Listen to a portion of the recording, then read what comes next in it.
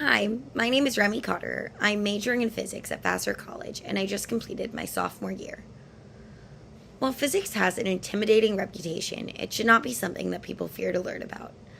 When I tell people about what I'm studying, the typical response is, "Oh, I hated that in high school," or "I could never understand that." However, if taught in a more approachable manner, physics can be for everyone. The Contemporary Physics Education Project, CPEP, is a nonprofit organization that aims to provide students and all who are interested in learning with visually appealing resources that present an understanding in a multitude of physics subfields. The organization does a great job of illuminating difficult concepts in a clearer and more understandable way. The first chart that I looked at was one titled The History and Fate of the Universe, and it is honestly one of my favorite charts of theirs. Prior to reading the chart and using the other resources listed on the CPEP website, I knew fairly little about the Big Bang Theory and the chronological order of historical events that followed and led to our modern understanding of the universe today.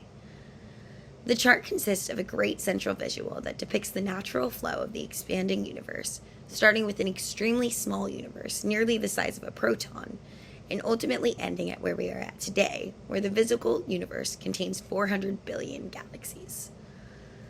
Surrounding this visual are brief descriptions of different cosmological topics, ranging from information on the early universe, dark matter, to the composition of the universe, and later to the theory of the accelerating universe, and finally the fate of the universe itself.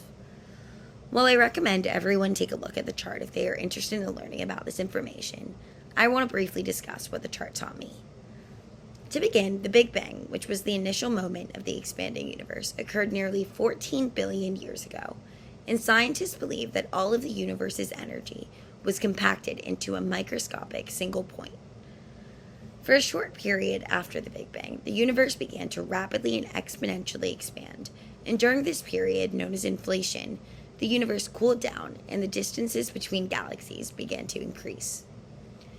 NASA provides a really good analogy for the theory of inflation and compares the expansion of the universe to the inflation of a balloon, and the resulting increase in distances between the objects near the balloon resemble the increase in distances between galaxies. The cooling of the universe caused by expansion was one of the fundamental events that led to protons and electrons forming together in neutral atoms, and that allowed photons to escape and travel throughout the universe.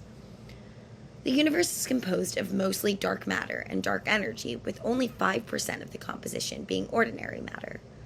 Dark matter is made up of particles that do not absorb, reflect, or emit light, and it accounts for all of the matter in the universe that cannot be seen directly. Dark matter played a crucial role in the formation of galaxies, as gravity caused the dark matter to break off into thin strands, forming what is known as an invisible skeleton, and from that, gravity from dark matter pulled ordinary matter towards those strands, thus causing the galaxies to grow and structures to form. Dark energy, which makes up around 68% of the universe, is a hypothetical form of energy that behaves like the opposite of gravity and is a force that pushes matter outward. Scientists have hypothesized that dark energy is responsible for the increase in speed of the expanding universe, and that it accounts for the properties of distant supernovae, which show the expanding universe accelerating. By studying the origin of our universe, we can better understand where we are going and the eventual fate of the universe. While it's impossible to predict the fate of the universe, scientists do understand that the fate is governed by the density and pressure of matter and the types of matter and energy in it. Our universe may indeed continue to expand exponentially, with galaxies becoming even more distant, or it may all end as it started, and the universe may ultimately collapse into itself.